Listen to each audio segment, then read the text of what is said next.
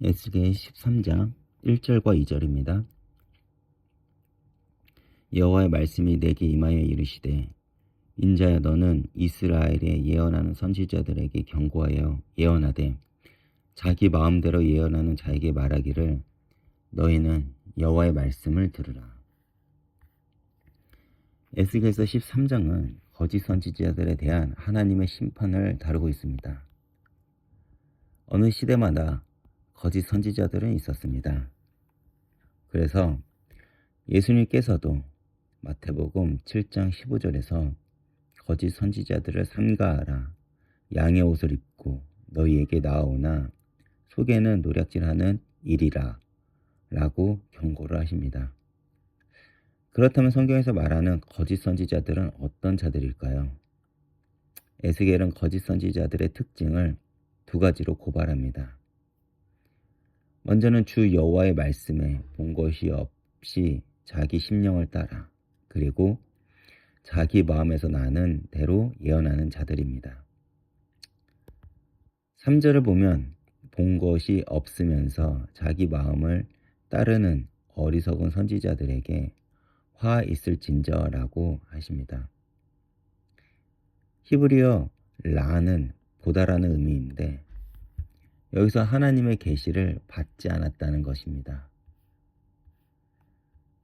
참 선지자는 반드시 하나님이 계시를 통해 말씀을 받지만 거짓 선지자들은 그러한 경험이 전혀 없이 자기가 생각하는 대로 예언을 했다는 것입니다. 하나님의 선지자들은 반드시 하나님의 말씀대로 하나님의 뜻대로 들은 대로 전달해야만 합니다. 그래서 하나님이 택하신 선지자들의 선지자들을 보면 언제나 하나님께서 그 말씀을 전달하라는 명령이 나오죠. 여호와의 말씀이 임하여 주 여호와의 말씀을 들으라 라는 표현이 반복적으로 나오는 것을 볼 수 있습니다. 하지만 거짓 선지자들은 자기 마음에서 나는 대로 본 것이 없이 자기 심령을 따라 하나님의 이름을 팔아 예언했습니다. 어떻게 이런 거짓 예언이 가능했을까요?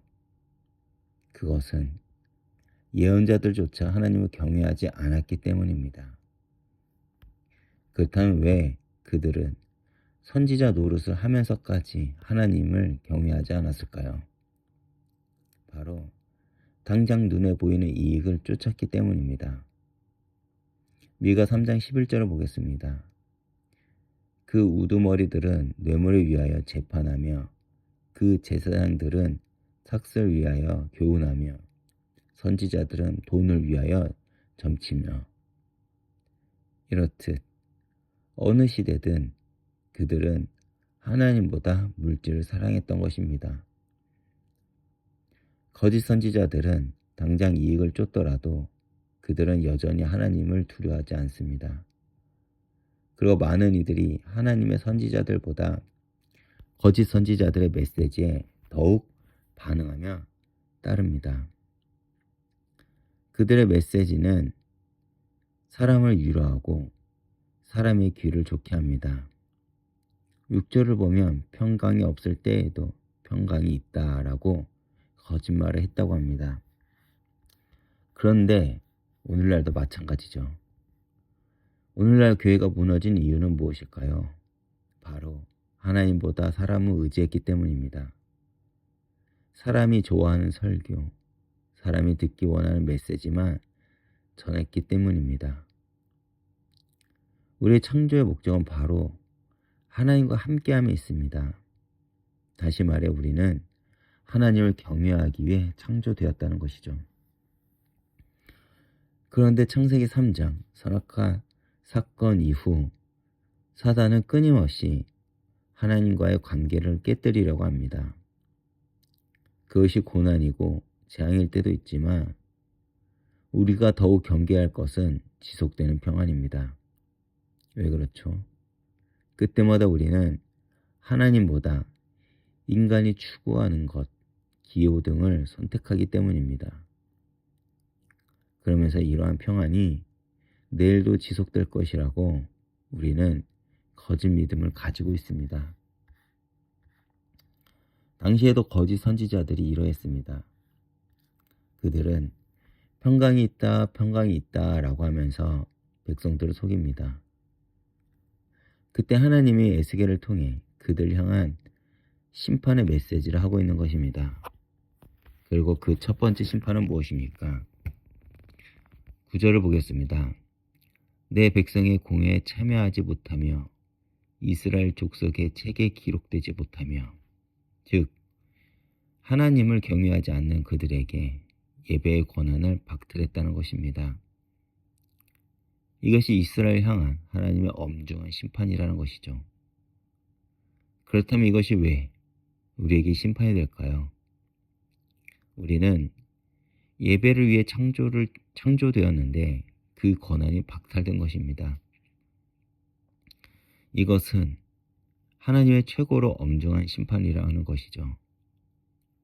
하나님께 예배를 드리지 못한다는 것은 사단에게 내어주었다는 말이기 때문입니다.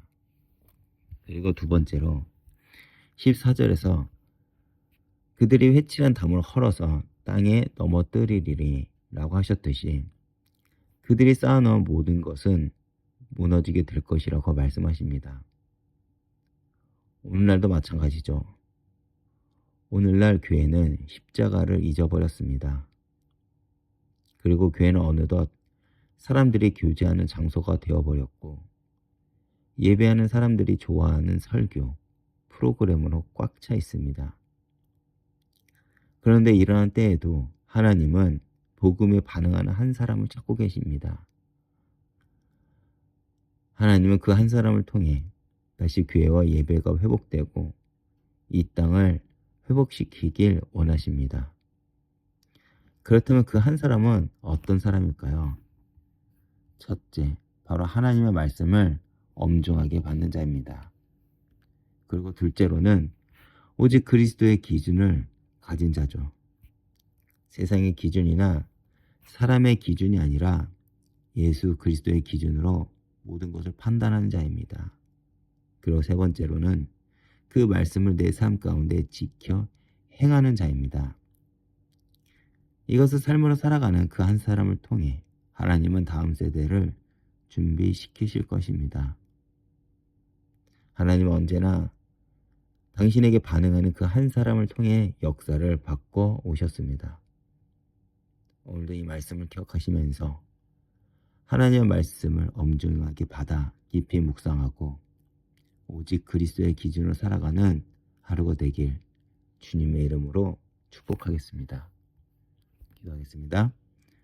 하나님 아버지, 오늘도 이렇게 아침을 깨어 주님의 말씀을 듣게 하심을 감사드립니다.